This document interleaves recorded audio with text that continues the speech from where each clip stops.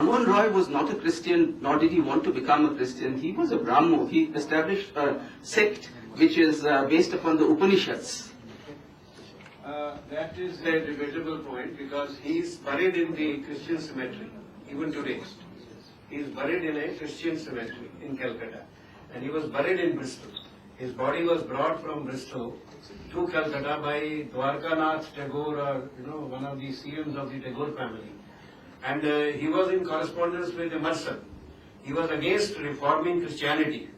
You see on record in his correspondence with Emerson. But he was all for reforming Hindu society totally, almost to the point of rejection. So this is I know many people have, said this to me because Punit Brahman Roy, and to talk about him like that, and he is the icon of Indian modern mind. But this is true. And the point is that the third response was equally, Jayanandji, he said not only that the Hindu society cannot be reformed by Christian model, that in fact, the Christian model and the other models themselves are very defective. So he made a critique of their texts. Somebody was mentioning in the morning whether we can give critiques of other faiths' texts. Swami Dayanand did in Satyarth Prakash. And it did create problems because Sikhs got first separated feeling from Hindus because of Satyarth Prakash. So then you see, this is all there. Anyways, point is that whether they are Hindus or not, So on this point, burial of Raja Ram Roy, the facts of the case are that when he died, according to the laws in England in force at that time, there was no way he could be burnt. There was no way he could be cremated. There was no way he could be buried in consecrated ground. So he could not be buried in a church cemetery. The way out was found by a friend of his, donated personal land. It's not consecrated ground. It's not ground owned by any church.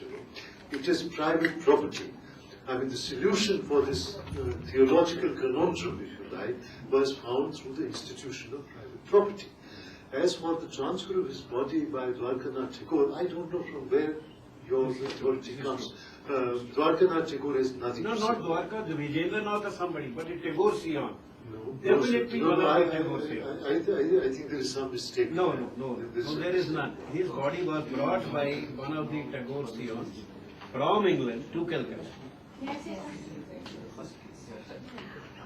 I just wanted to say that this conclusion that you drew about Ram Mohan Roy accepting Christianity is something that you need to validate and produce evidence for, because he had extremely bitter debates, disagreements, and very conclusive confrontations with all the Christian missionaries around in Calcutta. So I do think you need to validate what you're saying. In Dr. Bakchi's paper, there is this repeated kind of statement that, the way he's trying to show that the participants or the people who are affiliated with, say, Nivedita Girls' Schools do not see themselves as, running an organization which is an identity-based organization. Now, first, at least in history, we know, particularly after certain French interventions, that we need to go beyond the categories that the actors of a particular movement define for themselves. If we have to be analytical, it's not enough that what they say. We'll have to go beyond if we have to analyze that. Secondly, for example, related to this, the idea of Sarva Dharma Sambhav, that can become, one can interpret it in different ways.